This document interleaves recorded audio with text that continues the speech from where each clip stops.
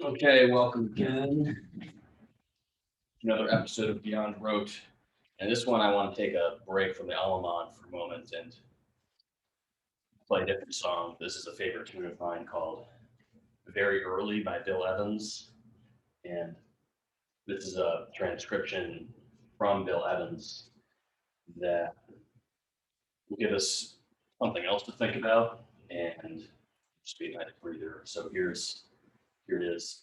Remember, on Beyond Rote, I always take music that I haven't read before. So this is the first time I'm looking at this and thinking about it so that you can hear everything that's going on in my mind when I talk about it. What I think about it. Okay, so here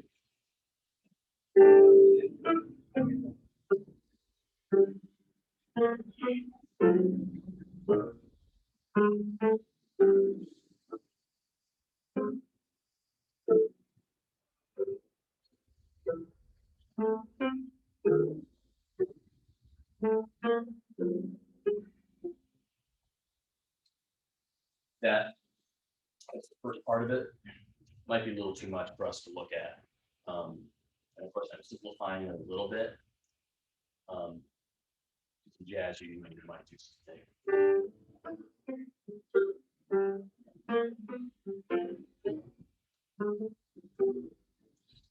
But in this score, we've got 1, 2, 3, 1, 2, 3, 1, 2, 3, 1, 2, 3, 1, 2, 3.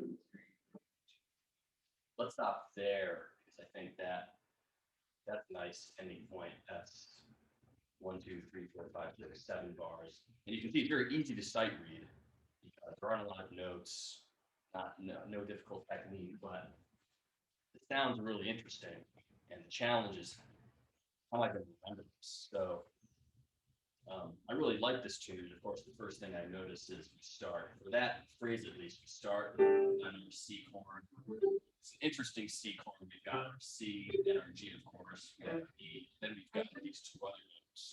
This would be a regular C chord. There's our interesting C chord. And it's important to make note of that. You might do this. He does this. Much more interesting sound.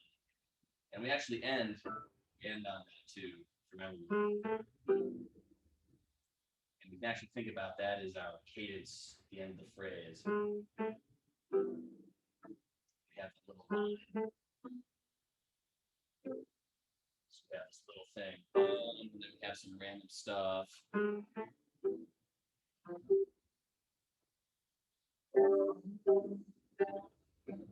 It's kind of a nice sound.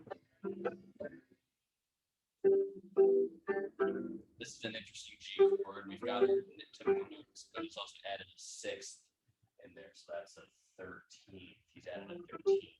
And that's a suspension there. It's important to name all these things. You don't have to name them when I'm naming them. I'm just using jargon from my music theory classes. But what's more important is that you just know that it's a bit of information that you can link to yourself. So that's what we've got so far. 1, 2, 3, 1. That's kind of nice. That's our 5-1 progression. And then it seems like he's just trying to get there somehow. Okay. Wow. It's interesting. Here we go. Okay, now what's he doing? Let's see if we can find the melody. That'll usually help sometimes. Oh, that's an interesting note. Usually we have our C major scale, but he plays the B flat. Kind of like in the Bach, we had our C. It's actually a C minor scale. It has a B flat, but we hear the B natural all the time there. So this one he's doing the opposite. Immediately throws that B flat in there, and he moves. This is like the key movement. I think you'll see. If we go, here's our melody. Then we have some notes. Then we have these notes.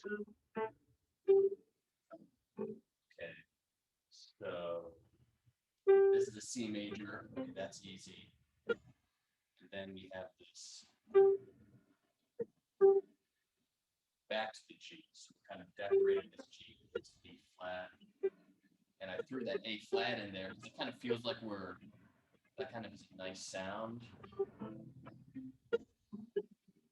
Okay, and if I throw in the left hand, you'll see that harmonically here, he's moving to the 3. B flat chord to our E flat chord. Okay, so, and now, use, I think what we call circle of fifths. It's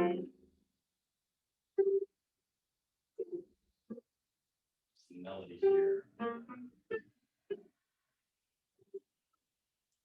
So it's kind of like this chromatic thing all the way down.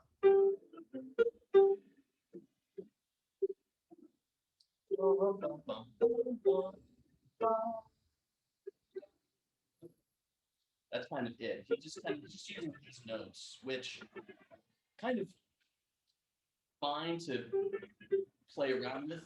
They're not really in the scale, but they're the notes that change the most, even in a major scale. Because if I have a major scale, okay, and let's say I throw a B flat, it still sounds like a major scale.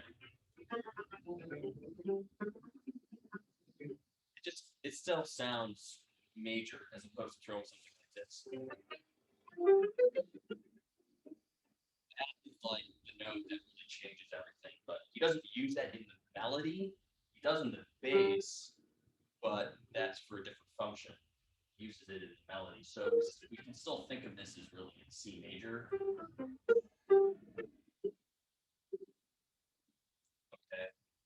The bass line, I know went from C to B flat. And then it goes up to A flat. This is the circle of fifths, something very important to know and read about. And then we go back to the beginning. So those are the two main things.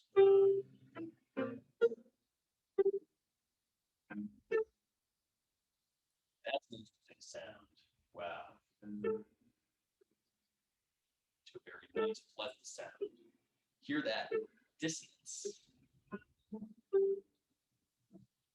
Very, very, very nice sound. And here you just want to look at the notes. They've always got the root, the third, the fifth, usually the 7th, the 13th, just like this, the 13th.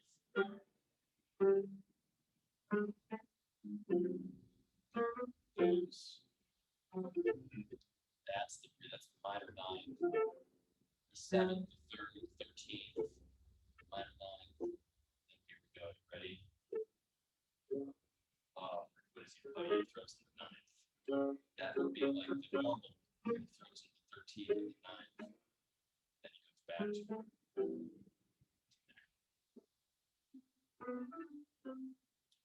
So just some things to think about with some of these jazz arrangements. I got it.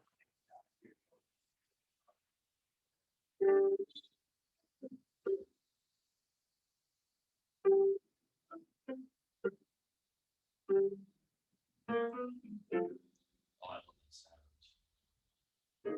That 9th.